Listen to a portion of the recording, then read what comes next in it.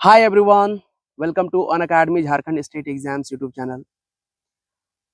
मैं उम्मीद करता हूं कि आप लोग अच्छे होंगे और अच्छे से अपनी तैयारी कर रहे होंगे। दोस्तों, जेएसएससी सीजीएल के एग्जाम्स की बात करें तो महज 2 महीने बचे हुए हैं और इन 2 महीनों में तैयारी करते करते दिमाग भी काफ़ी ज़्यादा सैचुरेटेड हो जाता है। ऐसे समय में अपना ख्याल रखना बहुत ज़्यादा ज़रूरी है, क्योंकि आप सभी जानते हैं कि लाइक एग्ज़ाम के प्रेशर इतने ज़्यादा होते हैं कि यही फील होता रहता है कि क्या पढ़ें और क्या ना पढ़ें। जब हम जीएस पढ़ रहे होते हैं तो लगता है कि मैथ्स छूट रहा है। जब मैथ्स पढ़ रहे होते हैं तो लग रहा होता है कि जीएस छूट रहा है। कभी लगता है कि साइंस छूट रहा है, कभी लगता है कि झारखंड छूट रहा है।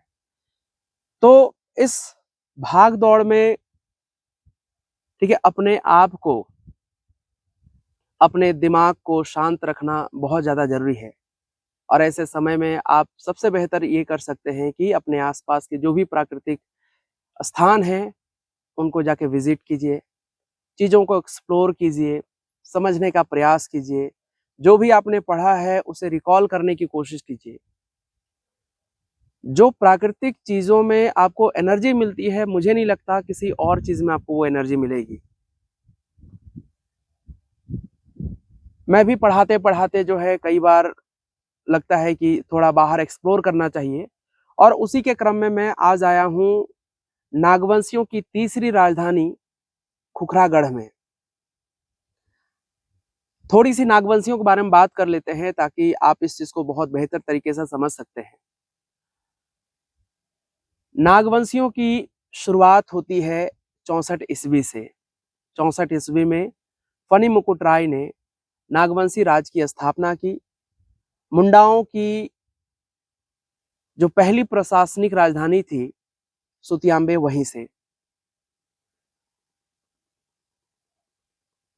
फनी मुकुट राय चूंकि नागवंश के पहले एक तरह से राजा हुए, उसके संस्थापक हुए, इसलिए उन्हें नागवंश का आदि पुरुष भी कहा जाता है।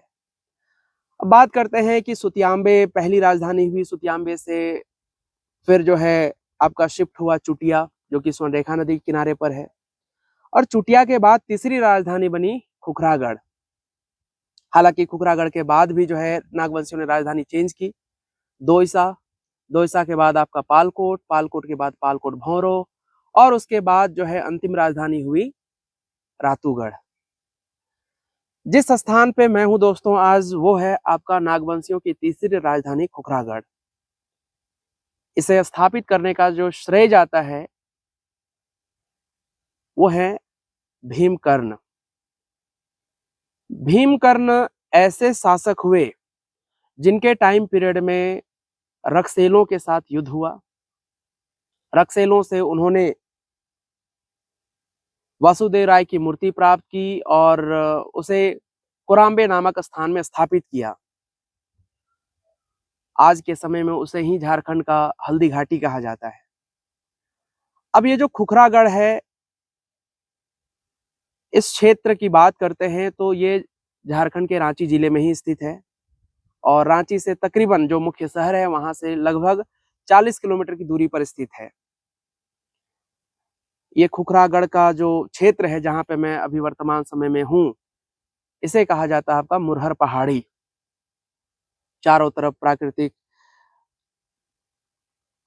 क्षेत्रों से घिरा हुआ, पेड़ पौधों से घिरा हुआ एक बड़ा ही खूबसूरत सा नजारा है। जब आप यहाँ पे आएंगे तो आपको सुकून महसूस होगा। और मैं चाहता हूँ कि मैं आपको इसके चारों तरफ का थोड़ा सा नजारा दिखाऊं। हालांकि अभी जहाँ पे मैं हूँ वो थोड़ा सा डाउन वाले ये में है, लेकिन फिर भी अगर आप इसके चारों तरफ को देखेंगे तो आपको एहसास होगा कि वाकई में ये प्रकृति की गोद में स्थित एक सुकून भरा एहसास देने वाला क्षेत्र है। आप देख सकते हैं मेरे चारों तरफ ये पहाड़ियां और ये जो खूबसूरत चट्टान। हालांकि थोड़ा सा शहर से दूर होने के कारण से शायद इसका महत्व उतना ज्यादा लोग नहीं जान पाते, क्योंकि ना तो आपको किताबों में इसके बारे में जानकारी मिलती है और नहीं जो है आपका कहीं कोई बहुत बड़ा ऐतिहासिक स्रोत है इसके संबंध में। लेकिन फिर भी है खूबसूरत सा नज़ारा। मैं चाहूँगा कि अगर जब भी आपको समय मिले, ठीक है, उसके बाद यहाँ पर आप जरूर आएँ, देखें, चीज़ों को समझें कि झारखंड को क्यों, है ना, झारखंड को क्यों रत्नगर्भा, वनांचल और रूर ऑफ इंडिया कहते हैं। अगर मैं बात करूं इस क्षेत्र की, तो वाकई में बहुत ही खूबसूरत है। हालांकि बरसात का दिन है, इस कारण से जो है, ठीक है, मौसम उतना ज्यादा साफ आपको नहीं दिखाई दे रहा होगा, लेकिन फिर भी जब भी मौका मिलेगा आप आइएगा जरूर और इस जगह का आनंद ले सकते हैं। तो कैसी लगी आपको ये जानकारी सीधे खुखरागढ़ से? और मैं उम्मीद करता हूँ कि ये चीजें तो आपको बहुत सारी याद भी हो गई होंगी परीक्षा की दृष्टि से। चलिए दोस्तों, ऐसे ही खूबसूरत चीजों के बारे में आपको बताता रहूंगा, जितनी ज्यादा हो सके उतनी ज्यादा। और फिलहाल तो मैं यही कहूंगा कि अपनी पढ़ाई अच्छे से करते रहिए। आप सभी को आने वाले एग्जाम्स के लिए ढेर सारी शुभकामनाएं। आप बेहतर करें, जीवन में सफल हों और झारखंड की जो समृद्धि प्राचीन काल से रही है, ठीक है, उस समृद्धि को बनाए रखें। Thank you so much. सभी को जोहार। जय हिंद।